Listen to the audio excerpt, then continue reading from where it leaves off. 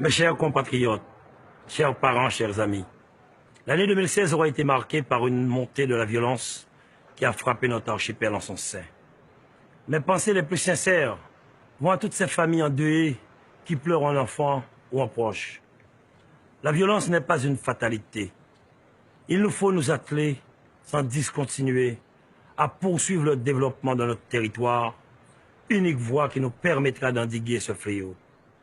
Durant cette première année de mandature, nous nous sommes employés à affirmer d'une part une volonté politique et d'autre part à instaurer une méthodologie de travail. Cette volonté politique a consisté à positionner notre collectivité en tant que stratège de notre développement. Pour y parvenir, il nous fallait relever un premier défi, appréhender au mieux une situation financière contrainte pour établir les équilibres nécessaires à une projection sur le long terme. Ce pari est en passe d'être gagné. Quant à notre méthodologie, elle est fondée sur la concertation. Élus, socioprofessionnels, corps intermédiaires, associations, aînés jeunes, tout un chacun a pu être associé au dialogue nécessaire à l'élaboration d'une politique de développement pérenne. Lors d'une consultation publique numérique organisée, nous avons traduit dans les actes notre volonté de mettre le Guadeloupéen au cœur de nos décisions. Et je remercie tous ceux qui ont participé à l'élaboration des schémas régionaux. Nous avons réinitié le dialogue pour un développement harmonieux et cohérent de notre territoire lors des conférences territoriales de l'action publique. Ce concept de région de proximité qui en découle était d'autant plus nécessaire que nous avions à considérer deux exigences fondamentales. Intégrer les effets de la nôtre, nouvelle organisation territoriale de la République, assumer les missions nouvelles qui ont été confiées à la collectivité, puis exercer pleinement l'autorité de gestion des fonds européens. Ce sont deux exigences pour lesquelles la performance est une obligation en vue d'un développement constant et équilibré de notre archipel. Toutes nos actions doivent démontrer notre capacité à agir en fonction de celle-ci.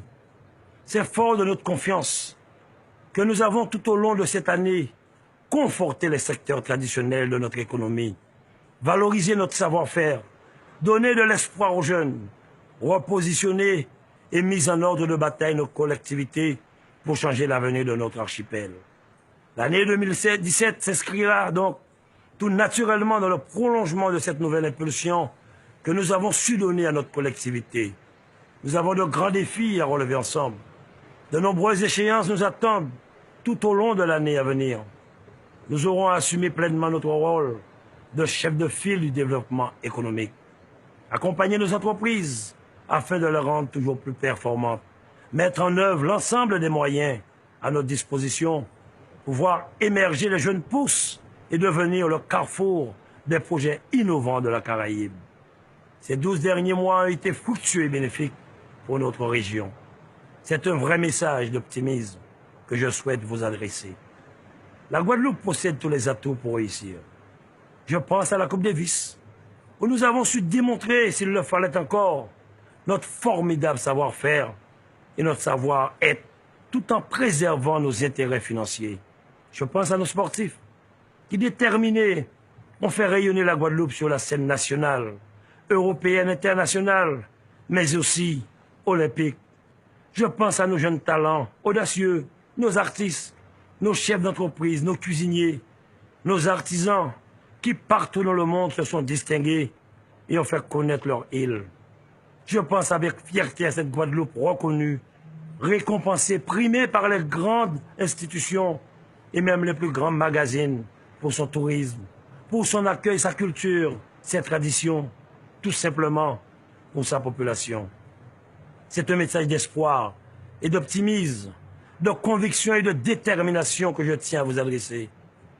Je crois en notre volonté, en notre capacité à surmonter les défis du présent pour un futur plus audacieux. Nous poursuivons notre accompagnement dans la lutte contre la délinquance, la valorisation de notre patrimoine maritime, la transition énergétique pour la croissance verte, la valorisation de nos traditions culturelles et de notre savoir-faire artisanal, comme nous l'avons fait lors du premier salon régional de l'artisanat Wittgenard. Nous intensifierons notre soutien à la filière tourisme, à l'activité agricole, avec le marché d'intérêt régional dans nos offres de formation, l'accompagnement des entreprises, l'aménagement intelligent des infrastructures et les grands travaux pour fluidifier et sécuriser les routes de Guadeloupe. Enfin, nous prendrons pleinement notre place dans la coopération dans la Caraïbe grâce au programme Interreg. Je souhaite que la solidarité et l'esprit d'équipe nous unissent dans l'intérêt supérieur de notre région pour mener à bien ces grands chantiers. J'ai confiance en vous.